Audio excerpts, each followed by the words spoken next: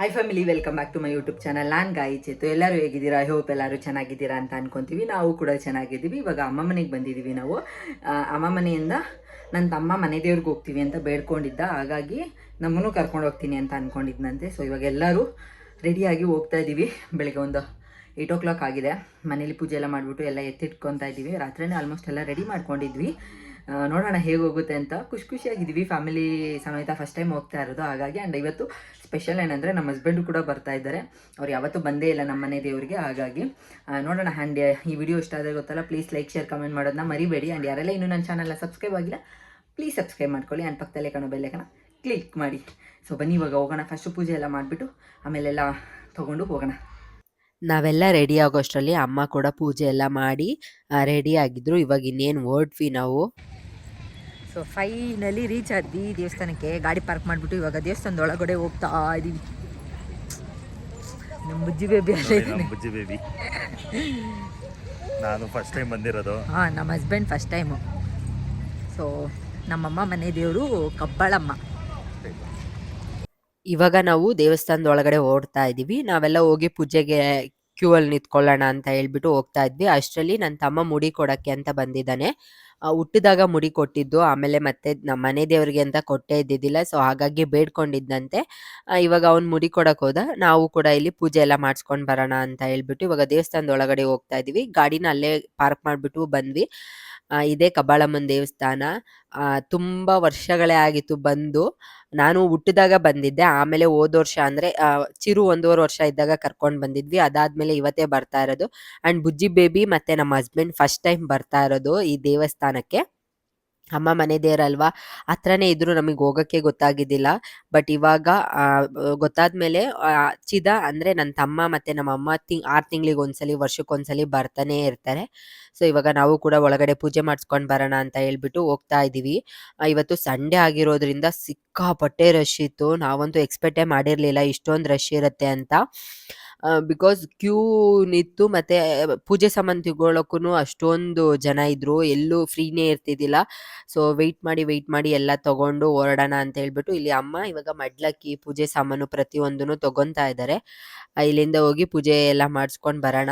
ಎಷ್ಟೊತ್ತಾಗುತ್ತೋ ಗೊತ್ತಿಲ್ಲ ಅಂತ ಅಂದ್ಕೊಂಡೇ ಹೋಗ್ತಾ ಇದ್ವಿ. ಬಿಕಾಸ್ ಬುಜ್ಜಿ ಬೇಬೆ ಬೇರೆ ಇದ್ದಾನಲ್ಲ, ಅವನು ಬಿಸಿಲು ಬೇರೆ ತುಂಬ ಇತ್ತು ಇವತ್ತು. ಹೇಗೆ ಮ್ಯಾನೇಜ್ ಮಾಡ್ತೀವೋ ಗೊತ್ತಿಲ್ಲ ಅಂತ ಅಂದ್ಕೊಂಡೇ ಹೋಗಿ ಕ್ಯೂ ನೋಡಿದ್ರೆ ಸಿಕ್ಕಾಪಟ್ಟೆ ಕ್ಯೂ ಇತ್ತು. ಏನಪ್ಪ ಮಾಡೋದು ಅಂತ ಹೇಳ್ಬಿಟ್ಟು ಆಮೇಲೆ ಅಲ್ಲಿ 100 ರುಪೀಸ್ ಎಕ್ಸ್ಟ್ರಾ ಅಂದರೆ ಸ್ಪೆಷಲ್ ಎಂಟ್ರಿ ಇತ್ತು.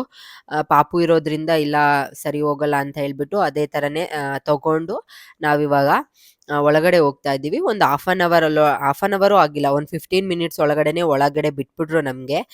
ತುಂಬ ಚೆನ್ನಾಗಿ ಮಾಡಿದ್ದಾರೆ ಇವಾಗ ದೇವಸ್ಥಾನ ಎಲ್ಲ. ಮುಂಚೆ ನಾವು ಹೋದಾಗ ಹೀಗೆಲ್ಲ ಇರಲಿಲ್ಲ. ಇವಾಗೆಲ್ಲ ತುಂಬ ಚೆನ್ನಾಗಿ ಮಾಡಿದ್ದಾರೆ. ಖುಷಿ ಆಯಿತು ನೋಡಿಬಿಟ್ಟು. ಸೊ ಇವಾಗ ಒಳಗಡೆ ಹೋಗ್ತಾ ಇದ್ದೀವಿ. ಬೇಗನೆ ದರ್ಶನ ಎಲ್ಲ ಆಯಿತು. ಬಟ್ ಇಲ್ಲಿ ಏನಂದರೆ ತುಂಬ ರಶ್ ಇರೋದ್ರಿಂದ ಒಳಗಡೆ ದೇವ್ರನ್ನ ಸರಿಯಾಗಿ ನೋಡೋಕ್ಕೆ ಆಗಿಲ್ಲ. ಅದೇ ಬೇಜಾರಾಯಿತು.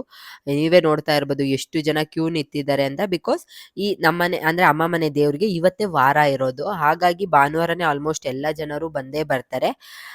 ನೋಡ್ತಾ ಇರ್ಬೋದು ಎಷ್ಟು ಜನ ಇದ್ದಾರೆ ಅಂತ. ಹಾಗಾಗಿ ಎಲ್ಲಾರನ್ನೂ ಬೇಗ ಪುಷ್ ಮಾಡಿ ಆ ಕಡೆ ಕಳಿಸ್ತಾ ಇದ್ರು.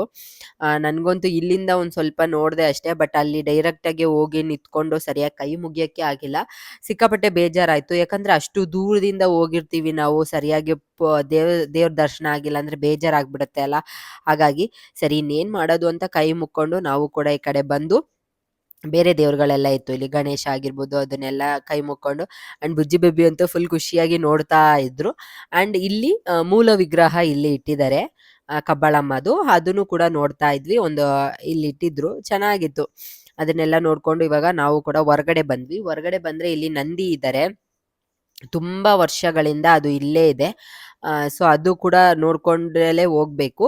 ಹಾಗಾಗಿ ಅದನ್ನ ನೋಡ್ಕೊಂಡು ಹೋಗೋಣ ಅಂತ ಹೊರಗಡೆ ಬಂದಮೇಲೆ ಇಲ್ಲಿ ತಾಯ್ತ ಆಗಿರ್ಬೋದು, ನಿಮ್ಗೆ ಈ ಥರ ದಾರ, ಮನೆಗೆ ಕಾಯಿ ಅದನ್ನೆಲ್ಲ ಕಟ್ತಾ ಇರ್ತಾರೆ. ನಾನು ಕೂಡ ದಾರ ಕಟ್ಟಿಸ್ಕೋಬೇಕು ಅಂತ ನನಗಿಷ್ಟ ಆಯಿತು. ಆ ಥರದ್ದು ತಗೋಬೇಕು ಅಂತ. ದೇವಸ್ಥಾನದಲ್ಲಿ ತೊಗೊಂಡ್ರೆ ಏನೋ ಒಂಥರ ಸ್ಪೆಷಲ್ ಅಲ್ವಾ, ಹಾಗಾಗಿ ಇಲ್ಲೇ ತೊಗೊಳ್ಳೋಣ ಅಂತ ಹೇಳ್ಬಿಟ್ಟು ತೊಗೊಳಕ್ಕೆ ಬಂದಿದ್ದೀನಿ. ಆ್ಯಂಡ್ ಇಲ್ಲಿ ಎಲ್ಲ ಥರದ್ದು ಸಿಗತ್ತೆ. ಪ್ರಸಾದ ಆಗಿರ್ಬೋದು, ತೀರ್ಥ ಆಗಿರ್ಬೋದು, ತಾಯ್ತ ಮಕ್ಕಳಿಗೆ ಅಂತೆಲ್ಲ ಕಟ್ತಾರೆ. ಹಾಗಾಗಿ ಎಲ್ಲಾನು ಕಟ್ಟಿಸ್ಕೊಳ್ಳೋಣ ಅಂತ. ನಮ್ಮ ಮಕ್ಳಿಗೆ ತಾಯ್ತ ಏನು ಕಟ್ಟಿಸಿಲ್ಲ. ಬರೀ ನಾನು ದಾರ ಮಾತ್ರ ಕಟ್ಕೊಂಡು ನಮ್ಮ ಚಿರುಗುನು ನಾನು ಕಟ್ಟಿಸ್ಕೊಂತೀನಿ ಅಂತ ಹೇಳ್ಬಿಟ್ಟು ಹಠ ಮಾಡ್ತಾ ಇದ್ದ. ಹಾಗಾಗಿ ಅವನಿಗೂನು ಒಂದು ಕಪ್ಪು ದಾರ ಕಟ್ಟಿಸಿದ್ವಿ. ಕಟ್ಟಿ ಅಲ್ಲಿಂದ ಏನೇನು ಬೇಕೋ ಎಲ್ಲ ತಗೊಂಡು ಇವಾಗ ನಂದಿನ ನೋಡೋಣ ಅಂತ ಹೋದ್ವಿ. ಅಲ್ಲೂ ಕೂಡ ಹೋಗಿ ಕೈ ಮುಕ್ಕೊಂಡು ಮನೆಗೆ ಅಮ್ಮ ಏನೇನೋ ತಗೊಂತಾ ಇದ್ರು. ಅವ್ರ ಮನೆ ದೇವ್ರಲ್ವಾ, ಸೊ ಮನೆಗೆ ಏನೇನು ಬೇಕೋ ಅದನ್ನೆಲ್ಲ ತಗೊಂಡು ಅಲ್ಲಿಂದ ಕೈ ಮುಕ್ಕೊಂಡು ಇವಾಗ ಹೊರಡ್ತಾ ಇದ್ದೀವಿ.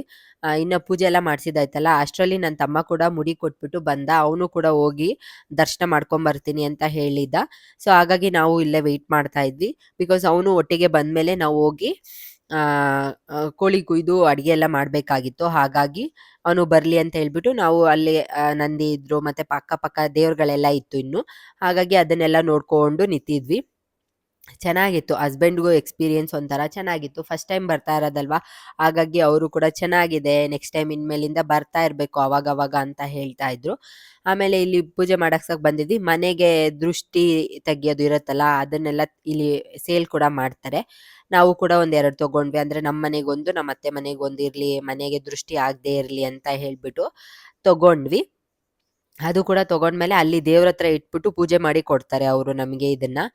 ಸೊ ದೇವ್ರದ್ದು ಆಶೀರ್ವಾದ ಕೂಡ ಸಿಕ್ಕಂಗಾಗತ್ತೆ ಅಂತ ಹೇಳ್ಬಿಟ್ಟು ಅದನ್ನು ಕೂಡ ತಗೊಂಡು ಇಲ್ಲಿ ಬೊಟ್ಟೆಲ್ಲ ಇಕ್ತಾರೆ, ಅದನ್ನ ಇಕ್ಕಿಸ್ಕೊಂಡು ಇವಾಗ ಹೊರಗಡೆ ಹೋಗ್ತಾ ಇದ್ದೀವಿ. ನೀವು ನಿಮ್ಮ ಮನೆ ದೇವ್ರು ಯಾವುದು ಅಂತ ನನಗೆ ಕಮೆಂಟ್ ಮಾಡಿ. ನನಗೆ ನಮ್ಮ ಹಸ್ಬೆಂಡ್ ಅವ್ರದ್ದು ವೆಂಕಟೇಶ್ವರ, ನಾವು ತಿರುಪತಿಗೆ ಇದೆಯಲ್ಲ ಅದು. ಬಟ್ ಅಮ್ಮ ಮನೆದು ಕಬ್ಬಾಳಮ್ಮ. ನನಗೆ ಎರಡೂ ಇಷ್ಟ, ನನಗೆ ಎರಡೂ ಕೈ ಮುಗಿತೀನಿ, ಆ ಥರ ಎಲ್ಲ ಏನಿಲ್ಲ. ಅಮ್ಮ ಮನೆಯಲ್ಲಿ ಇದ್ದಾಗ ಕಬ್ಬಾಳಮ್ಮಗೆ ಹೋಗೋಕ್ಕೆ ನಂಗೆ ಸಿಕ್ಕಾಪಟ್ಟೆ ಇಷ್ಟ ಆಗತ್ತೆ. ಈ ಥರ ಯಾವಾಗಾದ್ರೂ ಚಾನ್ಸ್ ಸಿಕ್ಕಿದ್ರೆ ನನ್ನ ತಮ್ಮ ಕರೆದ್ರೆ ನಾನಂತೂ ಮಿಸ್ಸೇ ಮಾಡ್ಕೊಳ್ಳಲ್ಲ. ಪ್ರತಿ ಸಲ ನಮ್ಮ ಹಸ್ಬೆಂಡಿಗೆ ಲೀವ್ ಇರ್ತಿದ್ದಿಲ್ಲ, ಬಿಕಾಸ್ ಸಂಡೇ ಆಗಿರೋದ್ರಿಂದ ಸಂಡೇನೇ ಹೋಗ್ಬೇಕಾಗಿತ್ತು, ಅವ್ರಿಗೆ ಲೀವ್ ಇರ್ತಿದ್ದಿಲ್ಲ. ಬಟ್ ಈ ಸಲ ಲೀವ್ ಮಾಡಿಕೊಂಡು ಅವರು ಕೂಡ ಬಂದರು, ಖುಷಿ ಆಯಿತು. ಆಮೇಲೆ ಅಲ್ಲಿಂದ ತಗೊಂಡು ನಮ್ಮ ಚಿರು ನಂಗೆ ಆಟ ಸಾಮಾನು ಬೇಕು ಅಂತ ಆಟ ಮಾಡ್ತಾ ಇದ್ದ. ಹೊರಗಡೆ ಬಂದಮೇಲೆ ಅವನಿಗೂ ಒಂದು ಆಟ ಸಾಮಾನು ಕೊಟ್ಬಿಟ್ಟು ಕಾಫಿ ಎಲ್ಲ ಕುಡ್ಕೊಂಡು ಇವಾಗ ನಾವು ಅಡುಗೆ ರೆಡಿ ಮಾಡೋಕ್ಕೆ ಬಂದಿದ್ದೀವಿ. ಇಲ್ಲಿ ಆಲ್ಮೋಸ್ಟ್ ಮನೇಲೇ ಎಲ್ಲ ಪೇಸ್ಟ್ ಆಗಿರ್ಬೋದು ಪ್ರತಿಯೊಂದು ರೆಡಿ ಮಾಡ್ಕೊಂಡು ಬಂದ್ಬಿಟ್ಟಿದ್ವಿ. ಇಲ್ಲಿ ಬಂದು ರುಬ್ಬೋದು ಆ ಥರ ಎಲ್ಲ ಕೆಲಸ ಇಟ್ಕೋಬಾರ್ದು ಅಂತ. ಜಸ್ಟ್ ಇಲ್ಲಿ ಬಂದು ಏನು ಆನಿಯನ್ನು, ಟೊಮ್ಯಾಟೊ ಆ ಥರದ್ದು ಮೇನ್ ಏನು ಇಂಗ್ರೀಡಿಯೆಂಟ್ಸ್ ಇದೆಯಲ್ಲ ಅದನ್ನು ಮಾತ್ರ ಕಟ್ ಮಾಡ್ಕೊಳ್ಳೋ ಥರ ಇಟ್ಕೊಂಡಿದ್ದೀವಿ. ಒಂದು ಸೈಡ್ ಆಲ್ಮೋಸ್ಟ್ ಅಮ್ಮ ಅನ್ನಕ್ಕೆ ಅದೆಲ್ಲ ರೆಡಿ ಮಾಡ್ತಾ ಇದ್ದಾರೆ. ಇನ್ನೊಂದು ಸೈಡು ನಾನು ಮತ್ತು ಜೊತೆಗೆ ಬಂದಿದ್ರಲ್ಲ ಅವರೆಲ್ಲ ಎಲ್ಪ್ ಮಾಡ್ತಾ ಇದ್ದೀವಿ. ಚೆನ್ನಾಗಿತ್ತು. ಇಲ್ಲೊಂದು ಈ ಥರ ತೆಂಗಿನ ತೋಟ ಇದೆ. ಇಲ್ಲಿ 400 ರುಪೀಸ್ ಪೇ ಮಾಡಿದ್ರೆ ಇಲ್ಲೇ ನೀವು ಅಡುಗೆ ಮಾಡಿಕೊಂಡು ಊಟ ಎಲ್ಲ ಮಾಡ್ಬೋದು. ಸೊ ಚೆನ್ನಾಗಿತ್ತು. ಬುಜ್ಜಿ ಬೇಬಿ ಕೂಡ ಆಟ ಆಡ್ಕೊಂಡಿದ್ರು. ನನ್ನ ತಮ್ಮ ಹೆಂಗೆ ಕಾಣ್ತಾ ಇದ್ದಾನೆ ನೋಡಿ. ಚ ಬೊಡ ಹೊಡ್ಸಿದ್ಮೇಲೆ ನನಗಂತೂ ಬೇಜಾರಾಗೋಯ್ತು ಅವನ್ನ ನೋಡಿ. ಎಲ್ಲ ರೆಡಿ ಮಾಡಿ ಕೊಟ್ಮೇಲೆ ಇವಾಗ ನಮ್ಮ ಹಸ್ಬೆಂಡು ಚಿಕನ್ನು ಅವ್ರು ಪ್ರಿಪೇರ್ ಮಾಡ್ತಾ ಇದ್ದಾರೆ. ಮಟನ್ ಅಮ್ಮ ಮಾಡ್ತೀನಿ ಅಂತ ಹೇಳಿದ್ರು. ಸೊ ಸ್ವಲ್ಪನೇ ತೊಗೊಂಡು ಬಂದಿದ್ದಲ್ಲ, ಒಂದು 10 ಜನ ಏನೋ ಹೋಗಿದ್ವಿ. ಅವ್ರ ಕ್ವಾಂಟಿಟಿಗೆ ಸರಿ ಹೋಗುತ್ತೆ ಅಂತ ಹೇಳ್ಬಿಟ್ಟು ಇಲ್ಲಿ ರೆಡಿ ಮಾಡ್ತಾ ಇದ್ದಾರೆ. ಹಸ್ಬೆಂಡ್ಗೆ ನಾನ್ ವೆಜ್ ಮಾಡೋದು ಅಂದರೆ ಸಿಕ್ಕಾಪಟ್ಟೆ ಇಷ್ಟ. ಸೊ ಹಾಗಾಗಿ ಅವರಿಗೆ ಹೇಳಿದ್ವಿ. ತುಂಬ ಚೆನ್ನಾಗಿ ಕೂಡ ಮಾಡ್ತಾರೆ ಅವರು. ಸೊ ಇವಾಗೆಲ್ಲ ಪ್ರಿಪೇರ್ ಮಾಡ್ತಾ ಇದ್ದೀವಿ. ಏನೋ ಒಂಥರ ಚೆನ್ನಾಗಿತ್ತು ಖುಷಿ. ಅದು ತೋಟದಲ್ಲಿ ಈ ಥರ ನಾನ್ ವೆಜ್ ಮಾಡಿಕೊಂಡು ಎಲ್ಲರೂ ಸೇರಿ ತಿನ್ನೋದು ಖುಷಿ ಆಯಿತು. ಆ್ಯಂಡ್ ಫೈನಲ್ ಆಗಿ ಅಡುಗೆ ಕೂಡ ಆಯಿತು. ತುಂಬ ಟೇಸ್ಟಿಯಾಗಿ ಬಂದಿತ್ತು. ಚಿಕನ್ ಅಂತೂ ಸಕ್ಕತ್ತಾಗಿತ್ತು. ಹಾಗೆ ನಮ್ಮ ಚಿರು ಕೂಡ ಆಟ ಆಡ್ಕೊಂಡಿದ್ದ ಅಲ್ಲಿ. ಆಟ ಸಾಮಾನು ಮನೆಯಿಂದನೂ ತೊಗೊಂಡು ಬಂದಿದ್ದ. ಹಾಗಾಗಿ ಮತ್ತೆ ಅಲ್ಲೂ ಕೂಡ ಇಸ್ಕೊಂಡಿದ್ನಲ್ಲ, ಎಲ್ಲ ಸೇರ್ಕೊಂಡು ಆಟ ಆಡ್ತಾ ಇದ್ರು. ಆ್ಯಂಡ್ ಇಲ್ಲಿ ಈ ಥರ ಐಸ್ ಕ್ರೀಮು ಎಲ್ಲ ಬರ್ತಾಯಿತ್ತು. ಈ ಐಸ್ ಕ್ರೀಮ್ ನೋಡಿದಾಗ ನನಗಂತೂ ಚಿಕ್ಕ ವಯಸ್ಸೇ ನೆನಪಾಗ್ತಾ ಇತ್ತು. ನಮ್ಮ ಮನೆ ಹತ್ರ ಅವಾಗ ₹2 ಬರೋದು. ಆ ಬೋಟಿಗೋಸ್ಕರನೇ ಐಸ್ ಕ್ರೀಮ್ ತೊಗೊಂಡು ತಿಂತಾ ಇದ್ವಿ ನಾವು. ಸೊ ಚೆನ್ನಾಗಿತ್ತು. ಅಡುಗೆನೂ ಮಾಡಿಕೊಂಡು ಬಂದಿದ್ದೆಲ್ಲ ಈಸ್ಕೊಂಡು ತಿಂದ್ಕೊಂಡು ನಾನು ಸ್ವಲ್ಪ ಮಧ್ಯದಲ್ಲಿ ಹೋಗಿ ಹೆಲ್ಪ್ ಎಲ್ಲ ಮಾಡ್ತಾ ಇದ್ದೆ. ಅಡುಗೆ ಎಲ್ಲ ಆದಮೇಲೆ ಇವಾಗ ಬುಜ್ಜಿ ಬೇಬಿಗೂ ಕೂಡ ನಾನು ಅಡುಗೆ ಮಾಡಬೇಕಾಗಿತ್ತು. ಸೊ ಹಾಗಾಗಿ ಅವನಿಗೆ ನಾನು ಮನೆಯಿಂದನೇ ಸೆರೆಲಾಕ್ ಎಲ್ಲ ತೊಗೊಂಡೋಗಿದ್ದೆ, ಅಲ್ಲೇ ಪ್ರಿಪೇರ್ ಮಾಡ್ಕೊಳ್ಳೋಣ ಅಂತ. ಇವಾಗ ಅದನ್ನೇ ಮಾಡ್ತಾ ಇದ್ದೀನಿ. ಹೋಮ್ ಮೇಡ್ ಸೆರೆಲಾಕ್ ಮಾಡಿದ್ನಲ್ಲ, ಅದನ್ನು ಪೌಡ್ರನ್ನು ನಾನು ಕಂಟೈನರಲ್ಲಿ ಹಾಕಿ ತೊಗೊಂಡೋಗಿದ್ದೆ. ಸೊ ಇವಾಗ ಅವನಿಗೂ ಕೂಡ ಅಡುಗೆ ಮಾಡಿ ತಿನ್ನಿಸ್ಬಿಡೋಣ ಅಂತ. ಇಲ್ಲಾಂದರೆ ಅಳ್ತಾನೆ ಅವನು, ಹೊಟ್ಟೆ ಬೇರೆ ಹಸಿಯುತ್ತಲ್ಲ.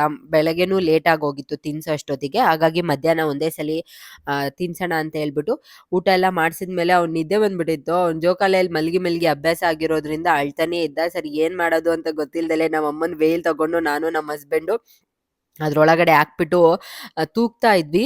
ಒಂದು ಜಸ್ಟ್ 5 ಮಿನಿಟ್ಸ್ ಅಷ್ಟೇ ತೂಗಿದ್ದು. ಮಲ್ಕೊಂಡೇ ಬಿಟ್ಟ ಅವನು. ನಾವಂತೂ ಎಕ್ಸ್ಪೆಕ್ಟೇ ಮಾಡಿರಲಿಲ್ಲ. ಸೊ ಹೇಗೋ ಮಲ್ಕೊಂಡ್ನಲ್ಲ ಬಿಡು ಅಂತ ಹೇಳ್ಬಿಟ್ಟು ಅವನು ಕೂಡ ಮಲಗಿಸಿ, ಅಡುಗೆ ಎಲ್ಲ ಅಷ್ಟರಲ್ಲಿ ಆಗಿತ್ತಲ್ಲ, ಎಲ್ಲರೂ ಚೆನ್ನಾಗಿ ಕುತ್ಕೊಂಡು ಊಟ ಎಲ್ಲ ಮಾಡಿದ್ವಿ. ತುಂಬ ಖುಷಿ ಆಯಿತು. ತುಂಬ ದಿನದ ನಂತರ ಫ್ಯಾಮಿಲಿ ಜೊತೆ ಎಲ್ಲ ಊಟ ಮಾಡಿದ್ದು, ಹೊರಗಡೆ ಬಂದಿದ್ದು ಖುಷಿ ಆಯಿತು. ನನಗೊಂದು ನಲ್ಲಿ ಮೂಳೆ ಹಾಕ್ಬಿಟ್ಟಿದ್ರು.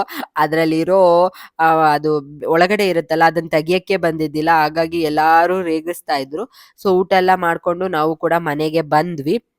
ಇವಾಗ ನಾವು ಮನೆಗೆ ಬಂದು ಎಲ್ಲ ಇಳಿಸ್ಕೊಟ್ಬಿಟ್ಟು ನಾವು ಕೂಡ ರೆಡಿಯಾಗಿ ಇಲ್ಲಿಂದ ನಮ್ಮ ಮನೆಗೆ ಹೊರಟಿದ್ದೀವಿ.